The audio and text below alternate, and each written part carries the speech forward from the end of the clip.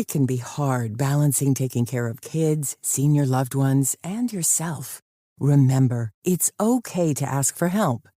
There's a reason 29 million families have turned to Care.com. Find background-checked sitters, nannies, and senior caregivers who can help with everything from watching kids after school to senior meal prep. Whether you need full-time, part-time, or even occasional help, you can view rates and book highly rated caregivers that fit your budget and schedule.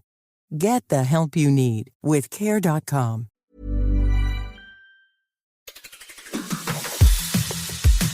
On today's Smart 7, winter fuel allowance cut goes ahead, fiery debate for Kamala and Trump, and lots more. It's National Quiet Day and happy birthday, Johnny Vegas. The Smart 7. It's news, but not the news.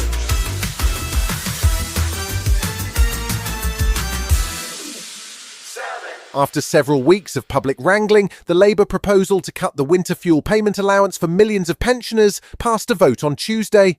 The proposed cut, which would save an estimated £1.2 billion a year, is part of a potential wave of austerity as the new government seeks to close a £22 billion hole in the public finances left by the previous Tory government. Shadow Work and Pension Secretary Mel Stride was doing his best to pull on Labour heartstrings, though, before the vote. Look to your conscience.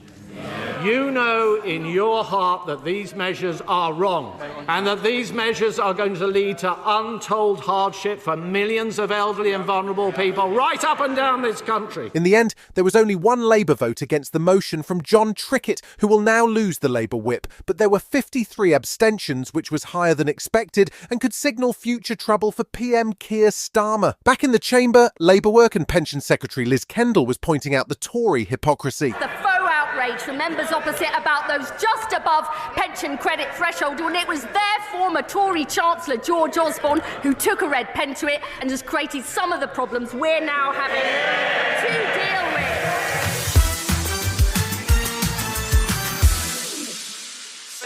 Tuesday night saw the two US presidential candidates face off in a debate that could be a critical point as we get closer to November's election. The only other debate of this election campaign saw Joe Biden stumble and ultimately quit the race, so there was huge pressure on Vice President Kamala Harris to deliver a strong performance against Donald Trump. With recent polling showing the race tightening, the political commentators wanted to see Kamala demonstrate more of her policy positions as the debate was watched by tens of millions of Americans live on ABC and across the US news networks. During the debate, Harris focused in on abortion, a key election topic for Democrats. You want to talk about this is what people wanted? Pregnant women who want to carry a pregnancy to term, suffering from a miscarriage, being denied care in an emergency room because the healthcare providers are afraid they might go to jail, and she's bleeding out in a car in the parking lot. The night also saw another celebrity endorsement for Harris, this time from singer Taylor Swift. The pop singer said she wanted to be transparent about who she was voting for after the Trump camp used AI to generate fake messages that made it look like she was endorsing him. In what was often a fiery debate, Trump didn't succeed in staying on message at all times. In Springfield, they're eating the dogs, the people that came in. They're eating the cats. They're eating the pets of the people that live there. And this is what's happening in our country, and it's a shame.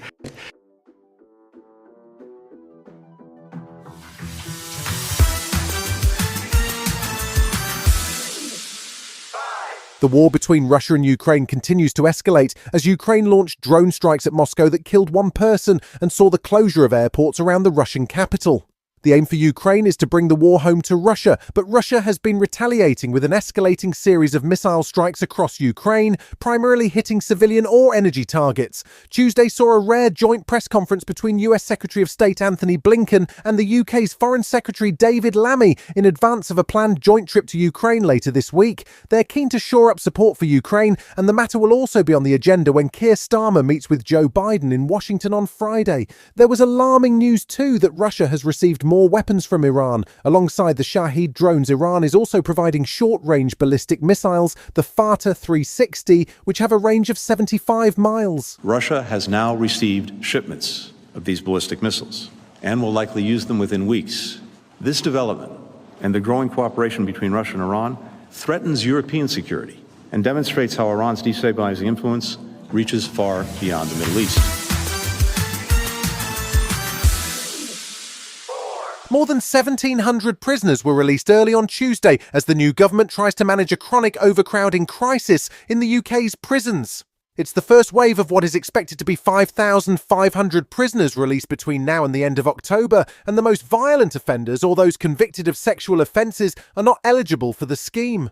Baroness Newlove, the Victims Commissioner, was warning that not all victims of crimes committed by prisoners who have been released have been informed or given the chance to take protective measures. However, His Majesty's Chief Inspector of Prisons, Charlie Taylor, says that overcrowding was at crisis point. The government had no choice. The bath was overflowing and they had to turn the taps off or they had to let the water out. And inevitably, they had to let some prisoners go.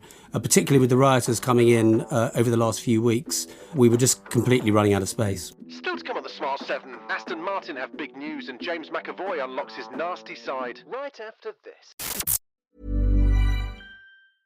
It can be hard balancing taking care of kids, senior loved ones, and yourself. Remember, it's okay to ask for help.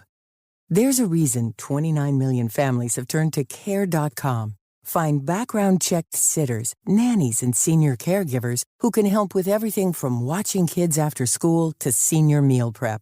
Whether you need full-time, part-time, or even occasional help, you can view rates and book highly rated caregivers that fit your budget and schedule. Get the help you need with Care.com. Welcome back.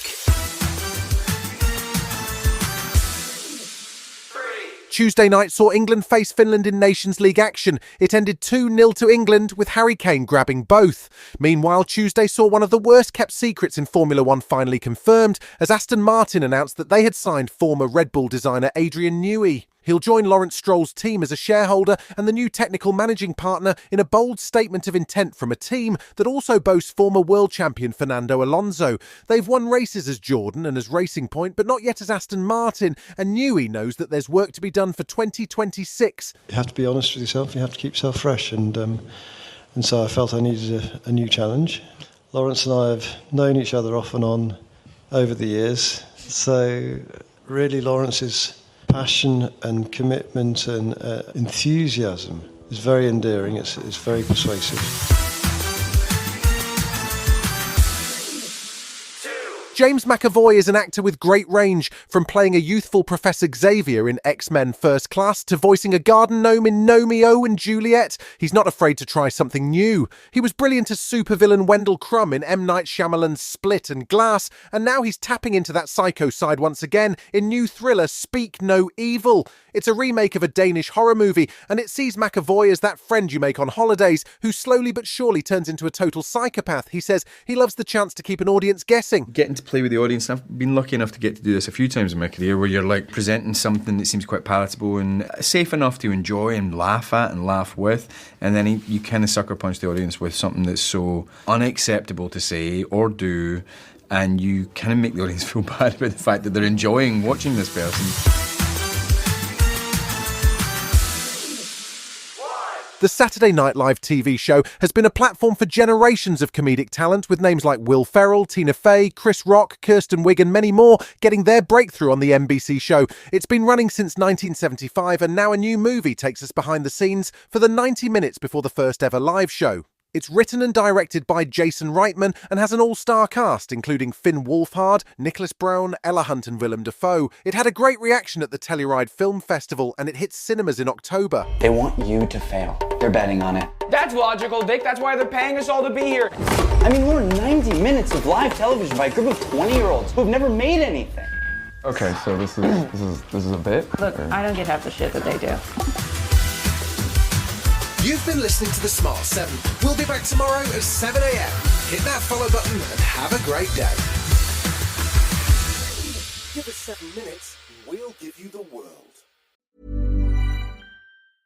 Have you met All Modern? All Modern brings you the best of modern furniture and decor, and they deliver it for free in days. You heard that right. Days. That way, you get your sofa ASAP and can sit comfortably while figuring out your other modern must-haves. At All Modern, you'll find every style of modern, from Scandi to mid-century, minimalist to maximalist. Every piece is hand-vetted for quality by our team of experts and designed for real life. That's modern made simple. Shop now at allmodern.com.